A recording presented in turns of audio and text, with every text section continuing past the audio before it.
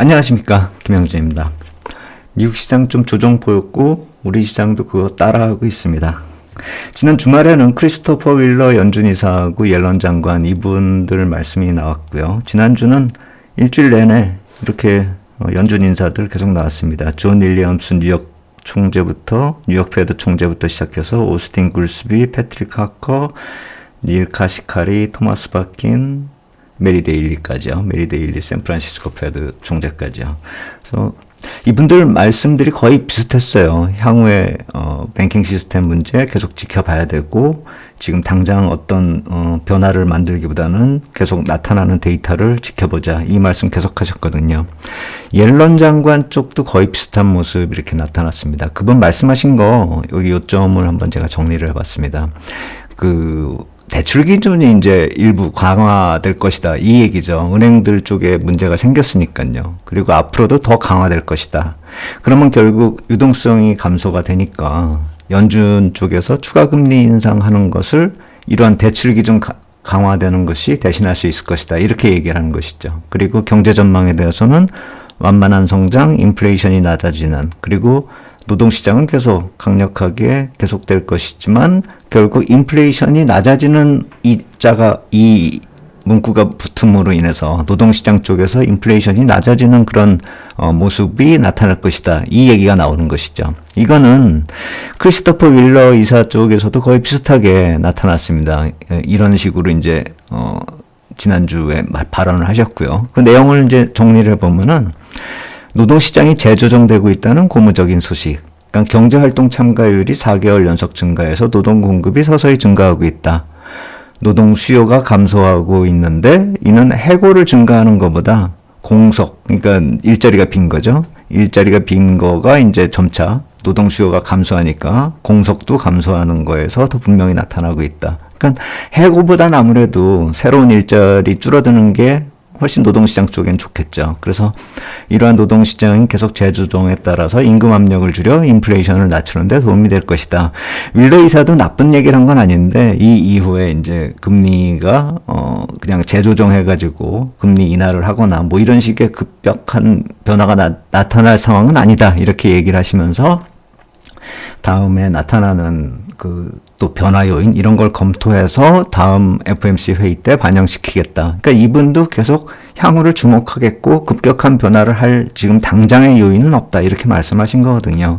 그래서 두 분 다 말씀이 그렇게 나쁘진 않았고 한 주 내내 이어지는 그 발언하고 맥락이 비슷했지만 시장이 기대하는 어떤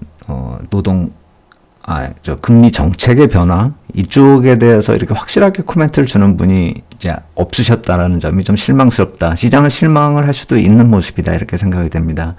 그리고 우리가 4월에 기대했었던 어떤 상승 모멘텀으로 이러한 페드 인사들의 좀 시장 완화적인 비둘기파적인 그런 코멘트가 나올까라고 좀 기대를 해봤었는데 그런 코멘트가 이렇게 강하게 나타나지 않았다라는 점이 좀 실망 요인이다 이렇게 봐야 될 것 같습니다. 그래서 기술적으로 우리가 12,900, 13,000이 나스닥 선물 넘어서면은 좀 추가적으로 상승할 것이다 이렇게 기대를 했었는데 그 기대한 만큼의 상승까지는 나타나지 못하고 있는 모습이고 이제는 상승 모멘텀이 점차 약화되면서 미국 시장도 이제 좀 박스권 아니면 그동안의 상승에 대한 조정이 나타날 그럴 가능성이 커지고 있다 이렇게 봐야 될 것 같습니다. 그러면 이제 우리 시장 쪽 변화 한번 어떻게 외국인 투자자 나오는지 한번 이번 주의 변화는 어떤 것인지 한번 살펴보겠는데 큰 변화보다는 이 박스권 지수 대응을 전제로 해서 변동성 매도 전략이 나타나고 있습니다. 코스피 200쪽 보면은 선물 매도 나오고 있고 콜옵션 매도 그리고 풋옵션 매도 결국 또 이 역시 마찬가지로 박스권을 전제로 한 변동성 매도 전략인데 한번 위클리 쪽을 보면은 우리가 더 이제 쉽게 알 수 있는 것이 금액상으로 모두 다 콜 매도, 풋 매도 이렇게 나타나고 있고요. 콜 매도 양상 보면은 이게 337까지 매도를 하고 바깥에 340으로 묶어버리는 그러니까 백스프레드 같이 만들어버리는 그런 모습이거든요. 그리고 이 풋 쪽도 332 풋을 매도하고 330 매수하면서 327 매도하는 바깥쪽에 또 풋 스프레드를 잡고 안에 쪽을 매도하는 약간 좀 이상한 합성입니다. 그래서 금액상으로 놓고 보면 둘 다 마이너스. 그리고 바깥쪽에 걸 더 많이 사서 이분들 항상 이런 식으로 거래하시잖아요. 싼 거 많이 매수해가지고 혹시나 이탈되면은 좀 이익이 날 수 있는, 그런데 가능성은 별로 없는 그런 모습들을 계속 이어가고 있다, 이렇게 보시면 될 것 같아요. 그래서 뭐 아래쪽으로 툭 터져버리면 이익이 많이 날 수도 있을 것 같다라는 생각이 들지만 그럴 가능성이 지금으로선 별로 그렇게 모멘텀상으로 찾아보기 힘든 상황이고, 미국 달러 선물은 뭐 또 오늘 한 만기약 사고 있습니다. 그리고 국채 선물 쪽 사고 있는데 우리 국채 시장은 좀 조정을 보이죠. 이제 이분들이 좀 선제적으로 매수가 들어오고 있다라고 생각이 되고, 국채 쪽 조금 더 조정받으면은 우리도 이제 ETF 쪽으로는 점진적인 매수가 들어갈 수 있는 타이밍이 오고 있다, 이렇게 보시면 될 것 같아요. 그리고 외국인 투자자들이 이렇게 합성 포지션 잡는 거 우리가 따라할 수 있을까 해가지고 저도 한번 그거를 고민을 하면서 한번 지난 주말에 비슷하게 한번 잡아봤거든요. 실전에서 이렇게 적용을 해도 되나 한번 검토를 해봤습니다.